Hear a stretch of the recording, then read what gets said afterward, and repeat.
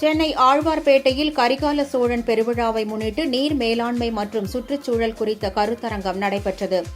இதில் இஸ்ரோ முன்னாள் இயக்குநர் மயில்சாமி அண்ணாதுரை, ஒடிசா மாநில கூடுதல் தலைமைச் செயலாளர் மதிவாணன், ஓய்வு பெற்ற IAS அதிகாரி சகாயம், சென்னை மெட்ரோ ரயில் திட்ட இயக்குநர் அர்ஜுனன் ஆகியோர் கலந்து கொண்டனர்.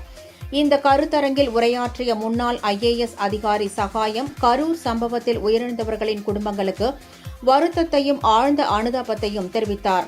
தொடர்ந்து பேசிய அவர், வடகிழக்கு பருவமழை பெய்யும் போது தண்ணீரை தேக்கி வைக்க 1500 ஏரிகளை அடையாளம் கண்டு அரசுக்கு கடிதம் எழுதியதாகவும், இதன் மூலம் சென்னை மாநகராட்சி குடித்தண்ணீர் பிரச்சினை தீர்த்துவிடலாம் என கூறியதாகவும் தெரிவித்தார்.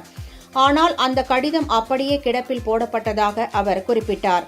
தமிழ் மண்ணிலே தமிழ் மக்களால் என்றென்றும் கரிகால சோழன் நினைவு கூறப்பட்ட அரசனாகவும் இருந்தான் எனவும், மண்ணையும் மக்களையும் நேசித்ததன் விளைவாகத்தான் அவன் கல்லணையை உருவாக்கினான் எனவும் அவர் புகழாரம் சூட்டினார். தமிழர்களிடத்திலே ஆற்றல், திறன், நுணுக்கம் இருக்கிறது எனவும், ஆனால் இதை தாண்டி தமிழர்களிடத்தில் இல்லாத ஒன்று சமூக பண்பு எனவும் அவர் குறிப்பிட்டார். தமிழர்கள் தமிழ் சமூகமாக என்று எழுகிறார்களோ அப்போது உலகின் வரலாற்றை மாற்றக்கூடியவர்களாக தமிழர்கள் இருப்பார்கள் என அவர் தெரிவித்தார்.